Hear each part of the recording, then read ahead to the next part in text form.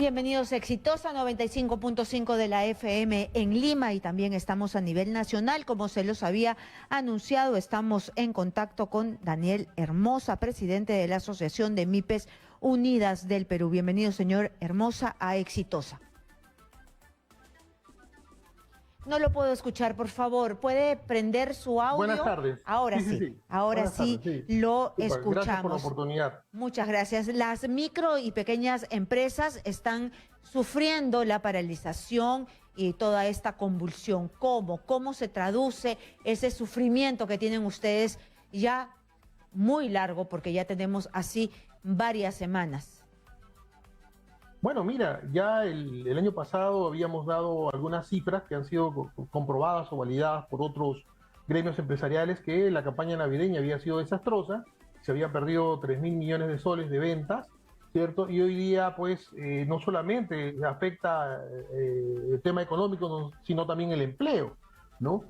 En la zona sur del Perú, no solamente no se va a contratar gente, sino se ha iniciado un proceso de despido en los sectores de turismo, imprenta, confecciones, calzado.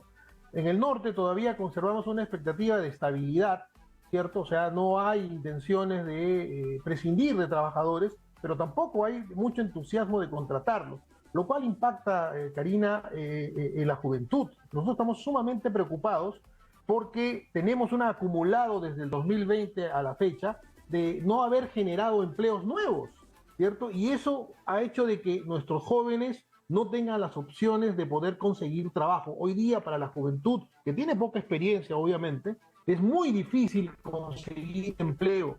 Y yo creo que ahí tenemos un trabajo pendiente que tenemos que conversarlo con el Estado. Más allá de lo que hizo el gobierno de Castillo antes de irse, este programa de subsidio al empleo juvenil, que todavía no vemos que se implemente, y creo que sí es una necesidad de hacerlo, porque nos preocupa mucho los jóvenes. No podemos generar, pues, juventud sin tener expectativas laborales, ¿no?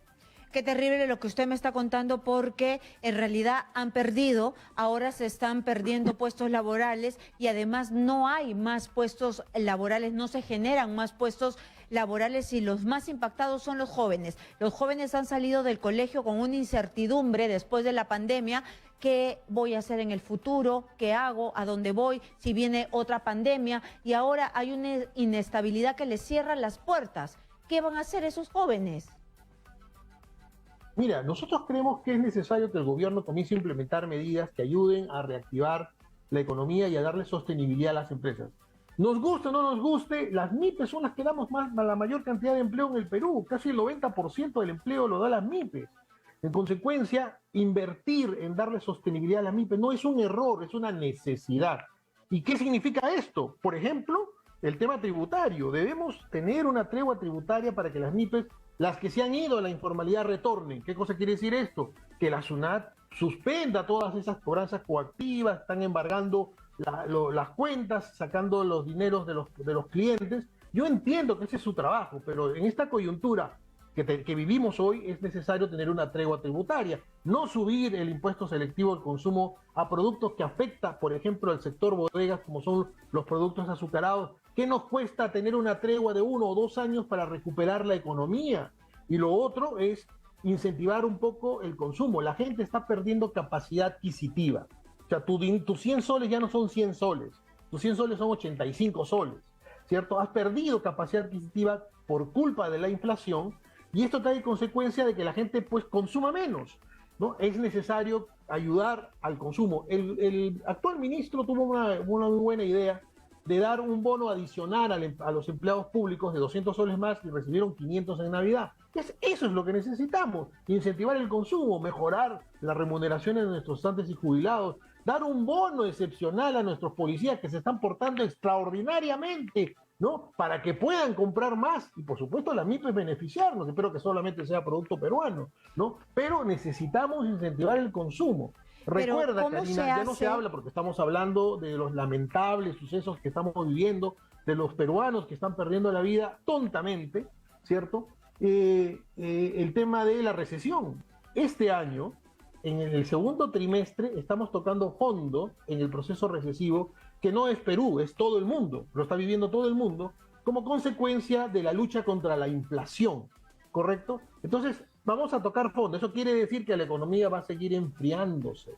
Tiene que tomarse medidas económicas que eviten que ese enfriamiento sea muy prolongado, y estas medidas de incentivo al consumo son necesarias y urgentes que deben tomarse, y obviamente el tema de compras estatales, ¿no? A través de Compras Mi Perú y mejorar las normas de compras estatales. Y fíjate, Karina, quiero hacerte un comentario que de repente no se ha tratado en ningún medio. Los gobiernos regionales en esta crisis han pasado piola, ¿cierto? Con baja ejecución presupuestal, con ineficiencia y otras lacras también que tienen los gobiernos regionales, han pasado piola. Nadie se ha ido contra ellos, ¿no? Y de alguna manera esa expectativa que el pueblo tiene, sobre todo en la zona sur, ¿no? Es falta de ejecución de las obras de los gobernadores, de los alcaldes y sobre todo de los programas que están en este momento en la zona sur y en general en todo el Perú. Por supuesto, que están llenos de corrupción, que están llenos de corrupción y que además no han sabido ejecutar porque tienen a gente ineficiente. Les conviene, creo yo, para robarse más la plata de todos los peruanos. Pero ustedes han podido cuantificar cuánto pierden diariamente cuando hay esta convulsión, cuando no pueden trasladar los productos, ¿no? Porque hay bloqueos también.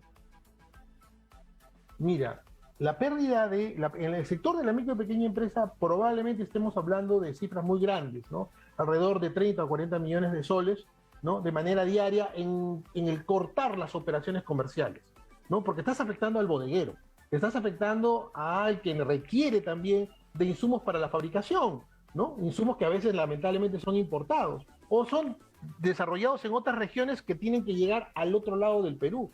Entonces, cortar es como cortar la circulación de un cuerpo.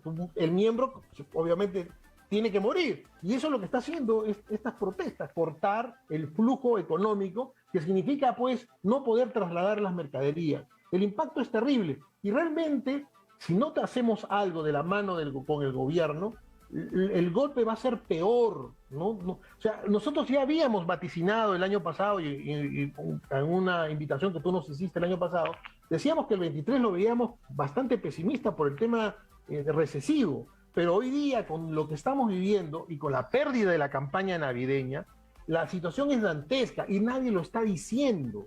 Nosotros como dirigentes gremiales nos vemos en la obligación de señalarlo.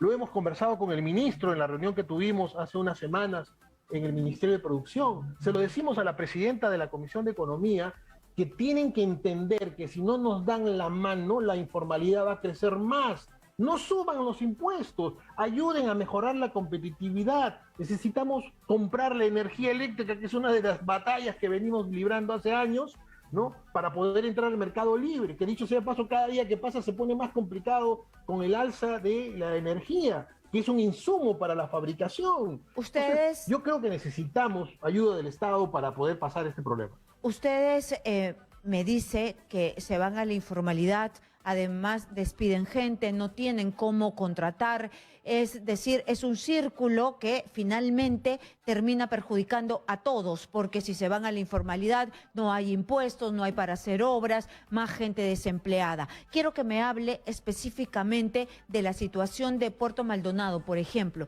¿Cómo está Madre de Dios? Ahí se han cortado todas las comunicaciones y ahí hay bodegueros, ahí hay pequeños empresarios que están pidiendo auxilio. ¿Cómo están? Están más de 3 semanas en la misma situación.